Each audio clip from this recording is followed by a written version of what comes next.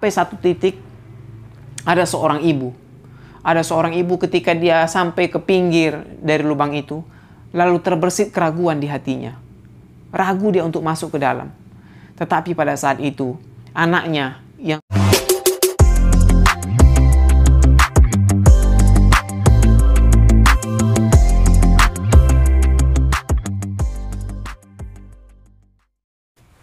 Assalamualaikum warahmatullahi wabarakatuh. Hai, ketemu lagi kita di konten ini, ayat favorit. Kali ini kita akan bahaskan satu kisah yang ada dalam Al-Quran. Yang surat ini familiar banget sama kita, yakni surah Al-Buruj.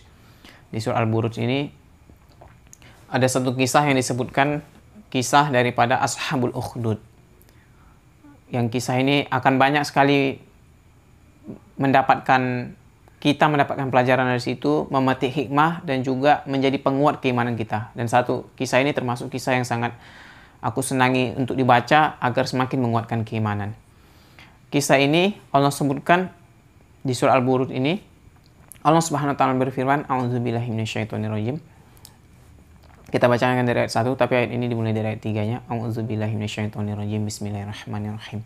وَالسَّمَاءِ ذَاتِ الْبُرُوجِ وَالْيَوْمِ الْمَوْعُودِ وَشَاهِدٍ وَمَشْهُودٍ قُتِلَ أَصْحَابُ الْأُخْدُودِ النَّارِ ذَاتِ الْوَقُودِ إِذْ هُمْ عَلَيْهَا قُعُودٌ وَهُمْ عَلَى مَا يَفْعَلُونَ بِالْمُؤْمِنِينَ شُهُودٌ وَمَا نَقَمُوا مِنْهُمْ إِلَّا أَنْ يُؤْمِنُوا بِاللَّهِ الْعَزِيزِ الْحَمِيدِ الَّذِي لَهُ مُلْكُ السَّمَاوَاتِ وَالْأَرْضِ وَاللَّهُ عَلَى كُلِّ شَيْءٍ شَهِيدٌ. Allah Subhanahu wa taala berfirman, ini menyebutkan tentang bagaimana kisah Ashabul Ukhdud itu. Allah menyebutkan kutila ashabul ukhdud, maka binasalah orang-orang yang telah membangunkan parit, membangunkan lubang begitu. An-nari zatil waqud, yang mereka bangunkan lubang tersebut dengan menyalakan api dengan juga kayu-kayu. Jadi mereka ini menyiksa kaum orang-orang yang beriman dengan cara membuat sebuah lubang yang begitu besar, lalu di lubang itu dimasukkan api, lalu dimasukkan kayu, lalu dinyalakan ke dalamnya. Dinyalakan api di dalam lubang tersebut.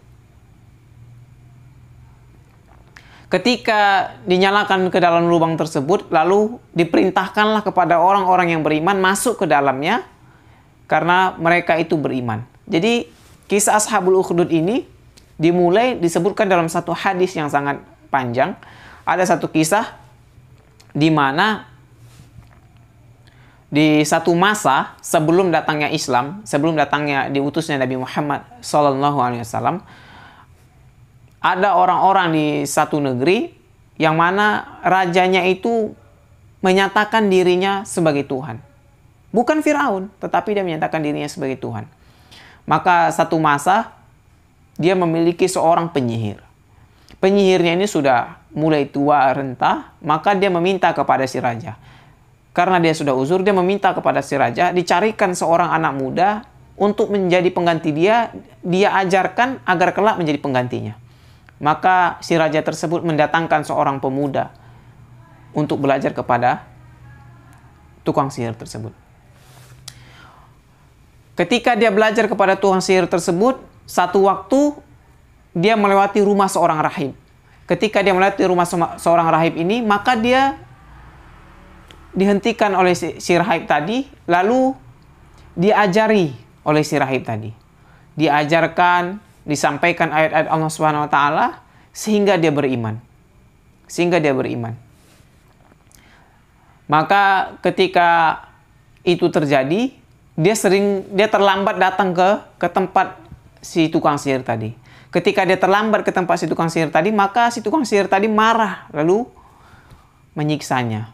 Lalu karena hal tersebut dikatakan oleh si rahib tadi ketika dia belajar, ketika engkau terlambat datang ke rumah si tukang sihir, maka katakanlah keluargaku menahanku. Dan ketika engkau terlambat datang ke rumah keluargamu, maka katakanlah tukang sihir menahanku. Begitu terus terjadi. Sampai terus berjalannya waktu, sampai satu kejadian ketika dia sudah belajar banyak kepada si rahib ini, ada binatang yang menghalangi jalan orang banyak. Orang mau lewat, tetapi terhalang binatang tersebut. Lalu ketika dia ada di situ, maka dia mengatakan,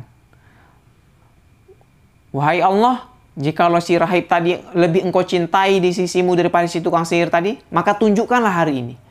Maka diambilnya batu, dilemparnya kepada binatang tadi, dan binatang tadi mati. Ketika orang-orang melihat itu, maka orang berjalan, bisa melewatinya, maka anak ini mulai dikenal di masyarakat. Seiringnya berjalannya waktu, orang-orang datang kepada dia untuk minta disembuhkan. Sampai satu waktu, orang dekat daripada raja tadi datang kepada dia. Karena dia sakit, sudah mulai terdengar namanya, maka dia datang kepada anak muda tadi, lalu dia minta disembuhkan. Ketika anak muda ini menyembuhkan dia, lalu dia berkata, "Sesungguhnya bukan aku yang menyembuhkanmu, tetapi Robkulah yang telah menyembuhkanmu." Maka ketika dia berbicara seperti itu, orang dekat raja tadi mendengar hal itu, maka dia pun beriman. Ketika dia beriman, dia balik kepada raja tadi. Maka ditanya kepada si raja tadi, "Siapa yang telah menyembuhkanmu?" Maka dia berkata, "Sesungguhnya yang menyembuhkan aku ini adalah Robku." Lalu raja itu bertanya, "Wahai, engkau siapa Rob yang engkau maksudkan selain pada aku?" Gitu. Tetapi dia menjelaskan Robnya adalah Allah SWT. Maka ditanya, "Kau dapat ini dari mana?" Gitu. Dia tidak menjawab. Lalu si raja tadi menyiksa dia. Disiksa, sampai akhirnya dia mengaku, "Aku dapat dari anak muda ini." Maka ketahuan anak muda tadi, ketika dia ketahuan anak muda tadi, maka dipanggillah dia. Ketika dipanggil dia, disiksa, ditanya dari mana dia dapat, maka dikasih taunya dia dapat dari rahib tadi. Ditarik rahib tadi, dipanggil rahib tadi. Ketika dipanggil, maka ditanyakan. Disuruh dia untuk keluar dari agamanya, mengakui raja tadi sebagai Robnya, sebagai Tuhannya. Maka ketika itu, dia tidak mau mengakui raja tadi sebagai Tuhannya, sebagai Robnya. Maka dia dibaringkan, setelah itu kepalanya digergaji. Digergaji sampai dia meninggal, terputus kepalanya tadi. Maka dia meninggal. Adapun si anak muda tadi diminta untuk kembali kepada agama lamanya, mengakui raja ini sebagai Tuhan, dia tidak mau. Karena dia tidak mau, maka raja tadi memerintahkan pada anak buahnya, memerintahkan pada algojonya, bawalah dia ke gunung, lalu setelah sampai kalian di gunung, maka mintalah dia untuk kembali kepada agama lamanya, untuk mengakui aku sebagai Robnya. Jikalau dia kembali, maka lepaskan dia. Tetapi jikalau dia tidak mau, maka gelindingkan dia dari atas gunung agar dia mati.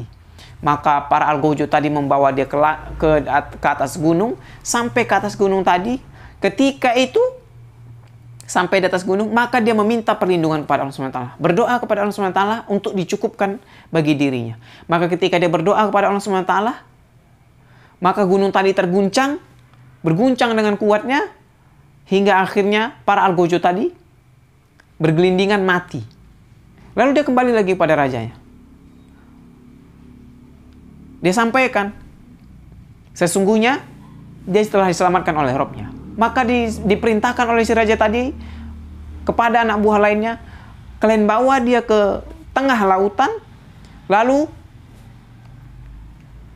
tanyakan padanya, jikalau dia ingin kembali kepada agama lamanya, mengakui raja tadi sebagai Robnya, maka lepaskan dia. Jikalau tidak, maka tenggelamkan dia, sehingga dia mati. Lalu dibawa dia ke tengah lautan. Sampai tengah lautan dia kembali lagi berdoa. Ketika dia berdoa, maka tenggelamlah kapal yang membawa mereka, sampan yang membawa mereka itu, hingga mati seluruh anak buah raja. Tetapi dia selamat kembali lagi kepada raja. Dan dia mengatakan sesungguhnya Allah telah menyelamatkan dia. Sampai dia berkata kepada raja tersebut, Sesungguhnya engkau tidak akan mampu membunuhku kecuali dengan satu syarat. Dia sampaikan dengan satu syarat. Lalu disampaikan, ditanyalah apa syaratnya. Maka dikatakan padanya. Dia berkata, kumpulkanlah seluruh orang-orang, kumpulkan seluruh penduduk di satu tempat yang luas. Lalu pada saat itu, salibkanlah aku. Kumpulkan seluruh penduduk, salibkanlah aku. Lalu ketika telah engkau menyalibkan aku, maka panahlah aku dengan busur. Panahlah aku dengan busur, dengan sekalian engkau menyebutkan, dengan menyebut Rob anak ini. Maka ketika itu, si raja tadi memenuhi permintaan tadi. Dikumpulkannya seluruh masyarakatnya, seluruh rakyatnya, bersama orang-orang lainnya. Dikumpulkannya seluruh rakyatnya, lalu anak tadi sudah disiapkan disalib, bersiap-siap. Ketika semua orang sudah berkumpul di situ, lalu si raja tadi menyiapkan panah untuk menembak anak tadi, untuk memanah anak tadi. Lalu ketika dia mau memanah, dia sebutkan, langsung dia sebutkan, dengan menyebut Rob anak ini. Lalu dia tembakkan, terkenalah pelipis anak muda tadi. Terkena pelipis anak muda tadi, lalu tak lama setelah itu dia mati. Ketika melihat itu semua, ketika melihat kejadian itu, masyarakat yang melihat semua itu, maka mereka berbondong-bondong, mereka mengatakan, kami beriman kepada Rob anak ini. Mereka semua menyatakan keimanannya kepada Allah Subhanahu wa taala. Kami beriman kepada Rob anak ini. Dan semuanya mereka beriman. Lalu si raja tadi mengancam, siapa saja yang beriman kepada dia, maka akan dimasukkan ke dalam lembah tadi, dibakar hidup-hidup. Lalu maka pada saat itu, semua yang menyatakan beriman. Tetapi mereka ketika melihat kejadian itu, mereka tidak gentar. Mereka keimanan mereka dengan kuat. Padahal mereka rakyat biasa, rakyat jelata. Lalu disiapkanlah lubang tadi, lubang besar tadi. Lalu dihidupkan bara api yang sangat besar di dalam lubang tersebut. Lalu semua orang yang menyatakan dirinya beriman, diperintahkan untuk berbondong-bondong masuk menceburkan dirinya ke dalam. Masuk menceburkan dirinya.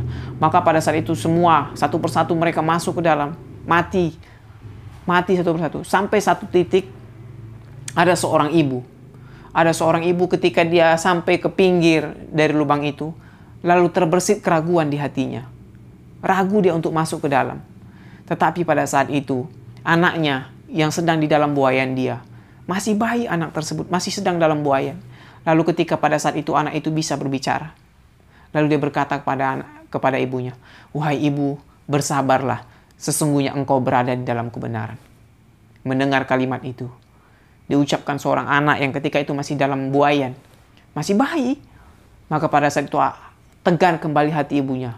Lalu dia ikut masuk ke dalam menceburkan dirinya karena keimanannya.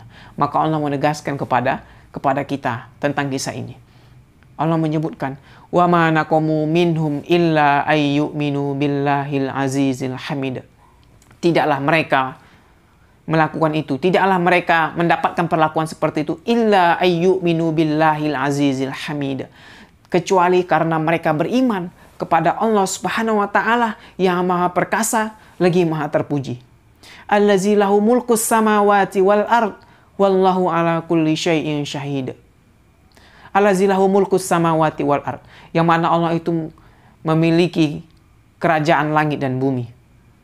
Wallahu ala kulli syai'in syahid. Sesungguhnya Allah itu Maha menyaksikan atas segala perbuatan kita.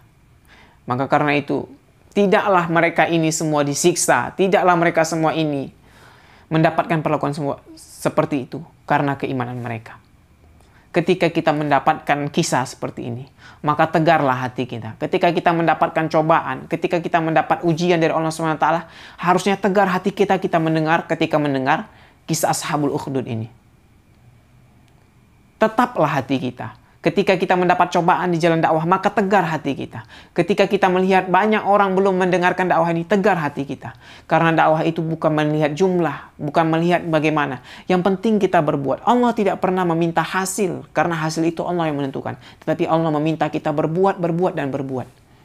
Kalau diminta hasil dalam bentuk jumlah, maka tentulah akan disebutkan gagal Nabi Nuh dakwahnya. Tetapi tidak disebutkan seperti itu. Karena Allah tidak memintakan hasil dalam bentuk jumlah dalam bentuk kualitatif kita. Tidak bentuk dalam kuantitatif, tetapi Allah meminta kualitas kita, kualitatif daripada hamba-hambanya.